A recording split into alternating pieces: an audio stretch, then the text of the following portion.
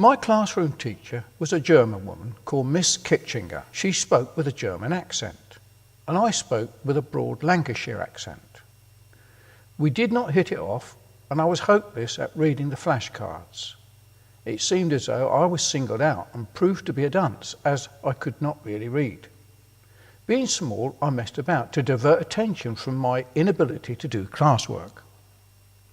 One day when I arrived at school, I found a pair of plimsolls or pumps on the desk. They call them plimsolls now, which I later found out belonged to Vivian, the girl that lost me when I went across the park. And I did not like these plimsolls being on my desk. Feeling rather indignant, I placed them in the rubbish bin. I think I might have asked the teacher, "Please, miss, whose are these pumps?" But I was ignored. She did not understand me, so in the bin they went. The next day, Vivian's mother came to school wanting to find out where the plimsolls had gone. The caretaker said he'd found them on the floor and placed them on this boy's desk. When I was questioned, I was in trouble, and Miss Kitchinger said my mum would have to buy a new pair of plimsolls as I had thrown them in the bin.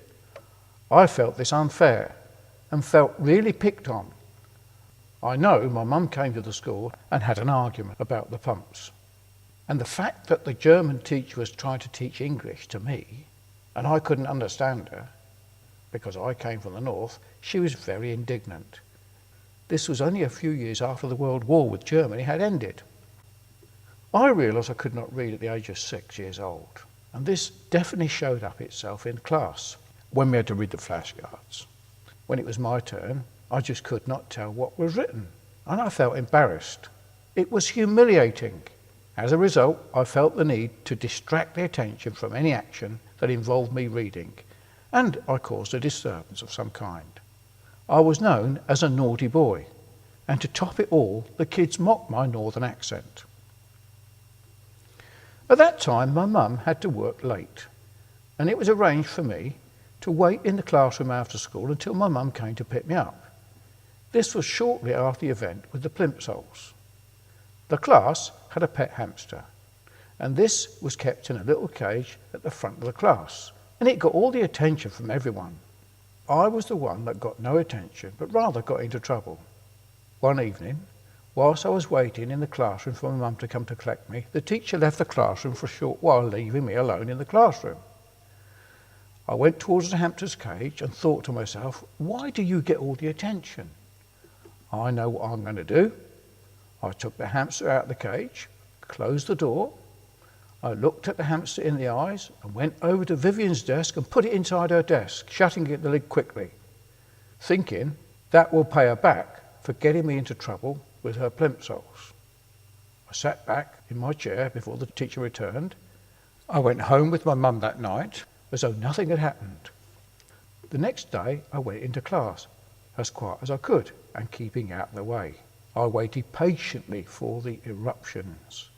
Then suddenly, "Oh, miss," screamed Vivian, "the hamster's in my desk." It had nibbled everywhere, nibbled the books, done a wee, everywhere, all over the book, and made a lovely mess. Throughout the night, everyone gathered round the desk to see at that time. I felt very guilty. One boy tried to suggest the hamster had escaped and climbed up the table leg and through the hole that was drilled in the bottom of the desk for the spilt ink to drain. A good idea, I thought, so keep thinking that, I thought. Then someone asked how did it get out of the cage as the door was closed. I was feeling very, very guilty now and wondered if Miss Kitchinger was thinking had I done it and done the deed the night before. I kept quiet, and to this day they don't know how that hamster got there. During this time, my brother was attending Lee Farm Junior School, the school that I was to attend in the next few years. And that's the story of the naughty boy called David and the hamster.